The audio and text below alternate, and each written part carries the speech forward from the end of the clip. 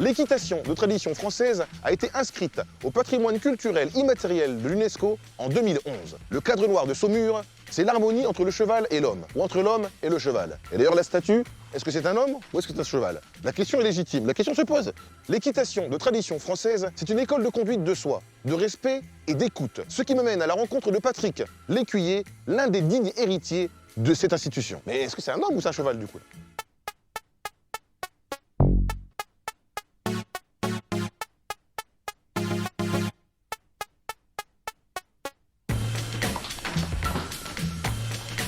Salut Patrick. Ça va? Ça va? Ouais. Bon alors, il s'appelle comment déjà? Elle s'appelle Rainette Delorme. C'est une gentille jument de 18 ans. Elle a fait quasiment toute sa carrière pour faire des galas. C'était une jument qui était extrêmement pointue dans son métier. Et en fait, on a décidé, il y a quelques mois avec l'écuyer en chef, qu'aujourd'hui, il était temps qu'elle aille faire des poulains. D'accord, donc elle prend un peu sa retraite, quoi. Donc en fait, elle prend sa retraite sportive pour aller faire des bébés. T'es le recruteur un peu, toi. Je dirais le détecteur de talent.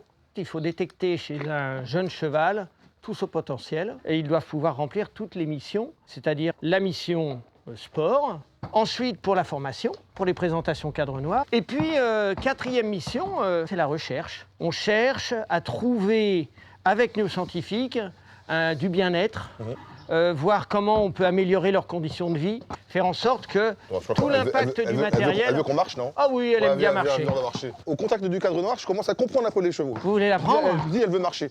Je sais pas si elle va être contente. Je suis en formation au cadre noir. Hein. Mais alors comment tu fais pour déceler le potentiel de l'animal? Dans un premier temps, je l'observe au box. Est-ce que c'est un cheval qui est plutôt confiant avec l'homme? Ça, c'est tout le côté mental au box. Ensuite, l'aspect physique, sportif, en liberté ou monté. Rainette, quand tu mets ta tête devant moi, on me voit pas. C'est mon émission quand même. Je sais que t'es plus belle que moi. Hein.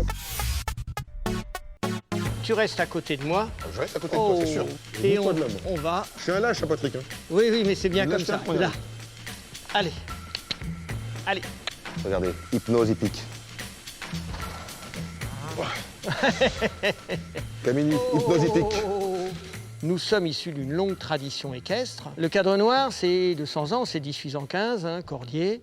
Ensuite, c'est les premiers galas. Ensuite, c'était le corps des enseignants militaires. Et ensuite, civils et militaires. Et aujourd'hui, on perpétue la tradition. Et vraiment, notre rôle, c'est un rôle de transmission, de formateur, d'éducateur, que ce soit avec nos jeunes stagiaires, que ce soit avec le public. Et puis ensuite, tout le côté recherche, où en fait, on essaie de mettre en avant les nouvelles pratiques. C'est-à-dire que le cadre noir, il s'inspire toujours du présent. On essaie toujours de rester dans le modernisme, et c'est ce qui fait qu'on a toujours de l'attrait. Le cadre noir ne s'est jamais terni. Oh là. Oui, ma zézette.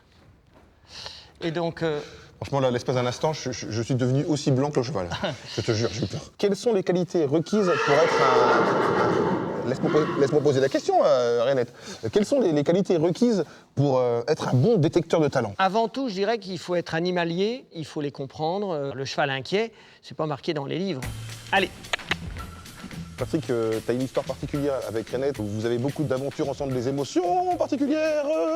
Comment vous faites pour gérer émotionnellement tout ça? Notre doctrine, elle est simple, c'est toujours travailler en osmose avec le cheval, en ayant nos objectifs et en essayant de transmettre. Patrick, merci. Je pense que tu dois t'occuper encore de Rainette. On va la rentrer. Sur la musique de Lucky Luke.